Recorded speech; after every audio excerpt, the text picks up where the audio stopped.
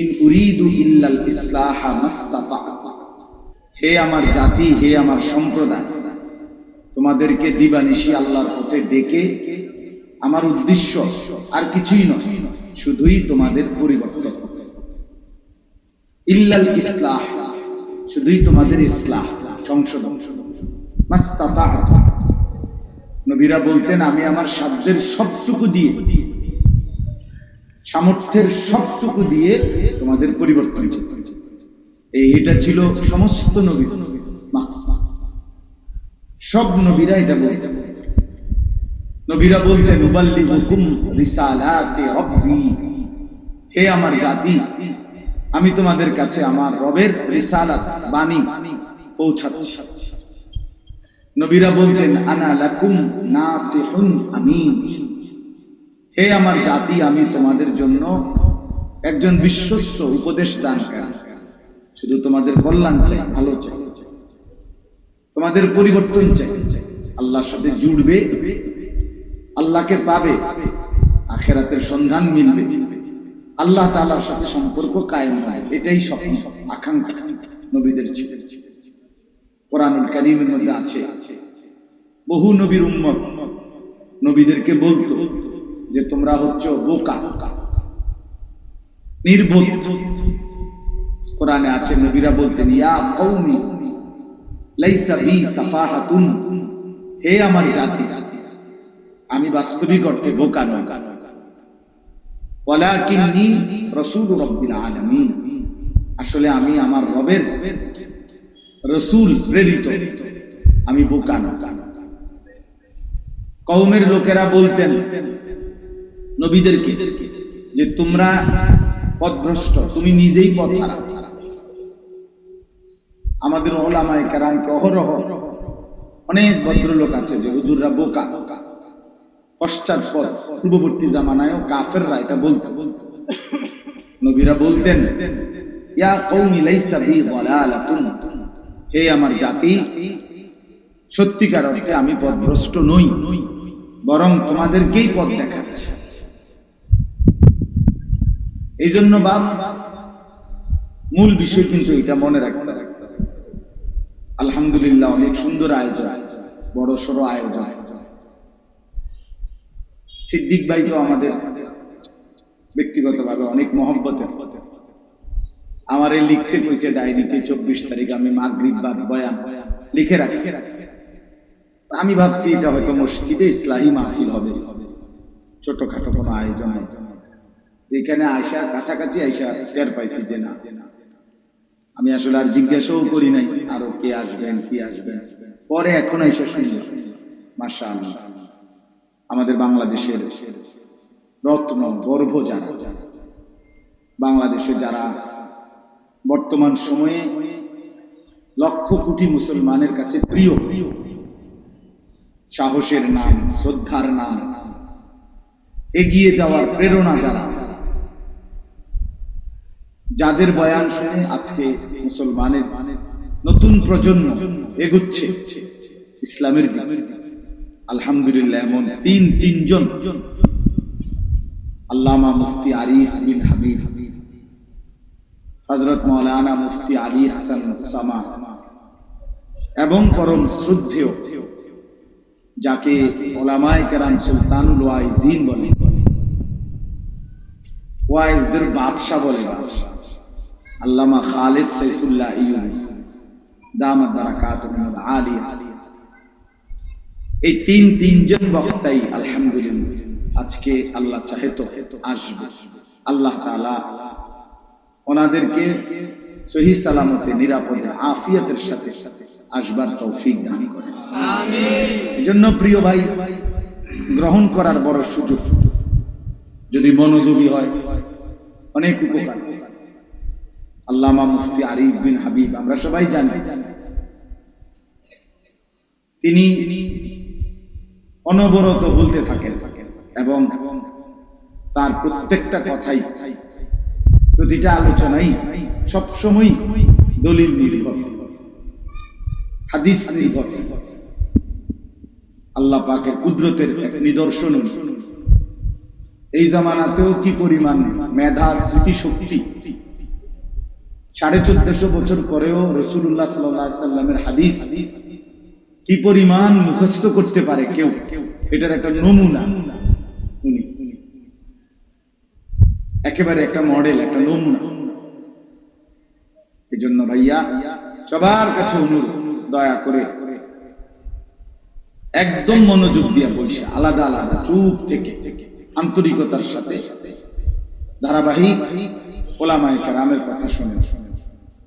বিশেষ করে নওজোয়ান ভাই, তোমাদের কাছে আমার অনুরোধ ভাইয়া, মোবাইলটা নিয়ে ব্যস্ততা কমা, একটু বন্ধ। এই হাতে ধরে ধরে মোবাইল যারা একবারে শেষ পর্যন্ত, আমার প্রিয় ভাই অনুরোধ করছি, আমি সব মিলাইয়া এখন থেকে মাহফিল যদি চলে ধারাবাহিক, তো নয়তো 3-4 ঘন্টা চলবে সব মিলাইয়া। এই 3-4 ঘন্টা জীবনের আমার একটা অনুরোধ, হাতের এই মোবাইলটা থেকে নিজেকে আলাদা করে ওলামায়ে কেরামের কথাগুলো শুনেন। ছেলেরা তোমরাও শোনো ভাই, ভালো ভালো। মোবাইলটা হাতের মধ্যে থাকলে, এটা খসর খসর করলে, বারবার নাড়াচাড়া করলে, এটা নিয়ে একবার ছবি তুললা, একবার কিছুক্ষণ রেকর্ড করলা, আবার কিছুক্ষণ শুনলা, হবে না ভাইয়া। জিন্দেগির মধ্যে কোনো পরিবর্তনের মানসিকতা আসবে না, দিল নড়বে না, ভেতরটা নড়বে না। আর অন্তর না নড়লে পরিবর্তন হবে। অন্তরের ভিতরে আফসোস আসতে আসতে হৃদয় নড়ে ওঠে। আল্লাহ যার পরিবর্তন চায়, আল্লাহ তাআলা যার ভালো করতে চায়, আল্লাহ তাআলা তাকে হেদায়েতের রাস্তা বাতলে দেন। এই জন্য দয়া করে আমার অনুরোধ, আমরা যারা তারা হাতে ধরা এই মোবাইলগুলো পকেটে নিয়ে নেন, ভালো। আপনি হাতে ধইরা রেকর্ড করার কোনো দরকার, রেকর্ড করার জন্য কি পরিমাণ স্ট্যান্ড দেখছেন না, ডাইনে বামে। অতএব রেকর্ড করার জন্য ব্যাপক ব্যবস্থাপনা আছে। এই ছেলেরা, এরাও কিছু নওজোয়ান, এগুলা সারাক্ষণ কষ্ট করে, আলেমদের পিছনে পিছনে দৌড়ায়, বিভিন্ন মাহফিলে রাত দিন, বৃষ্টি গরম সব অপেক্ষা করে ছুটে ওলামায়ে কেরামের বয়ান রেকর্ড করে সারা পৃথিবীময় বাংলা ভাষাভাষী মুসলমানদের কাছে পৌঁছায়। যদি আল্লাহ সন্তুষ্টির জন্য করে, নেকির আশায় করে, ইনশাআল্লাহ এরা প্রত্যেকেই লাভবান।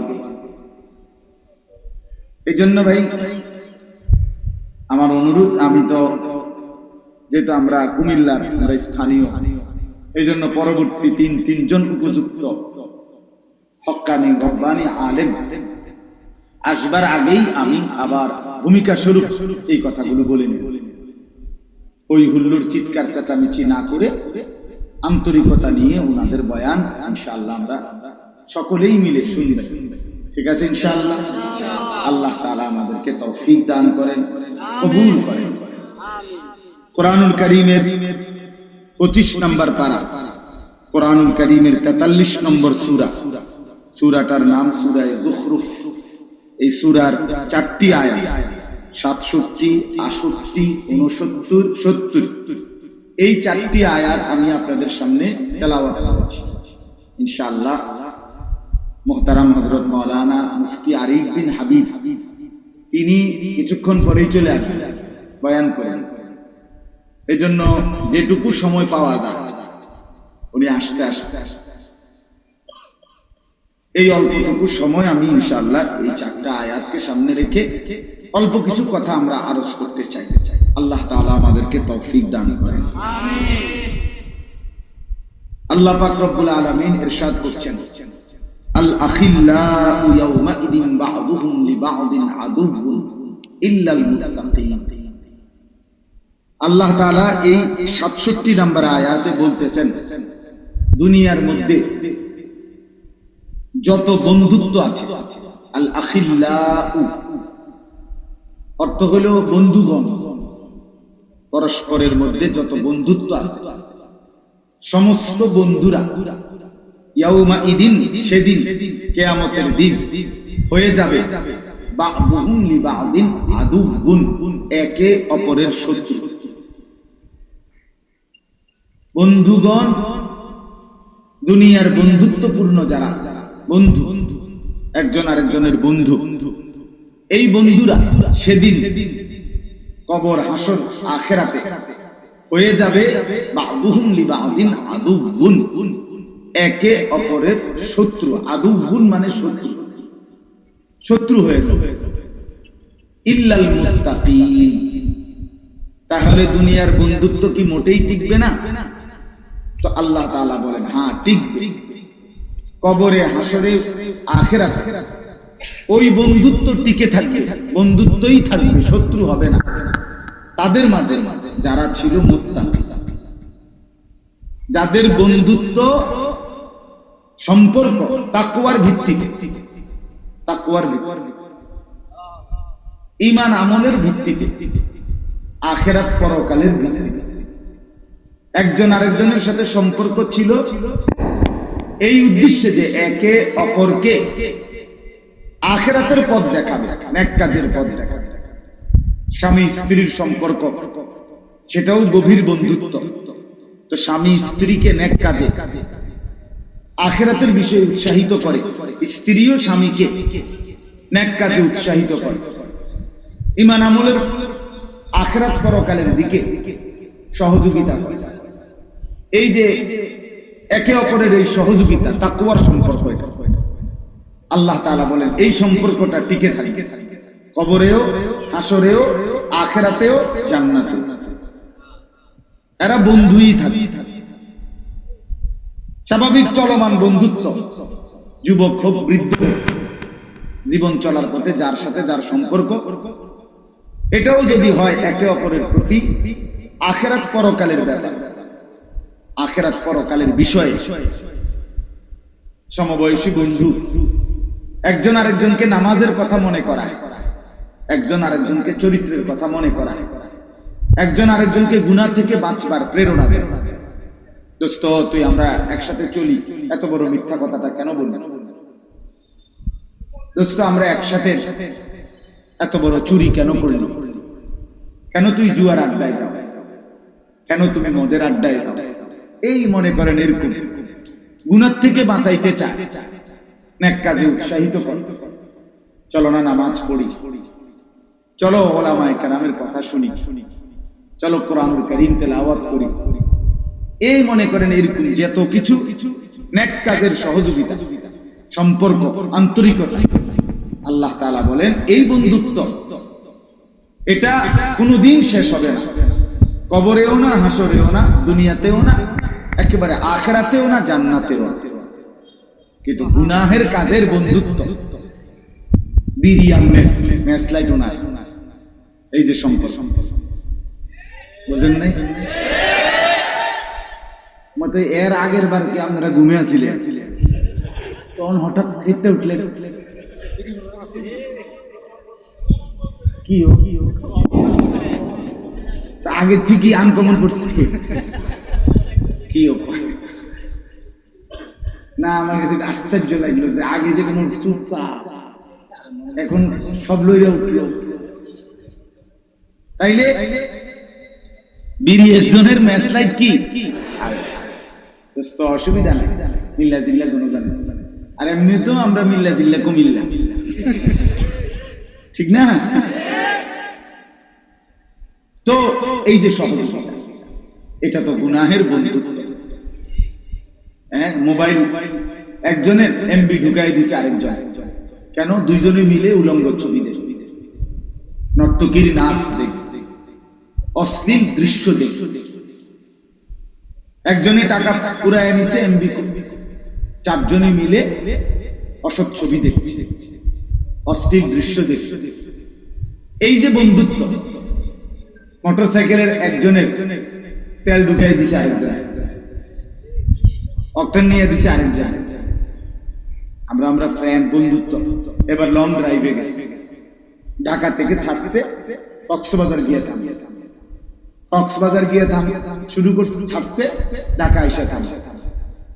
বর্তমান সময়ের একটা উঠতি বয়সের তরুণ যুবকদের একটা নতুন অসভ্যতা এটা, যে অসভ্যতা বর্বরতা এটা। কোন যুবতী কন্যা, কারো মেয়ে, কারো বোন, তাকে মোটর সাইকেলের পিছনে করে লম্বা পথ কোথাও নিয়ে যায়,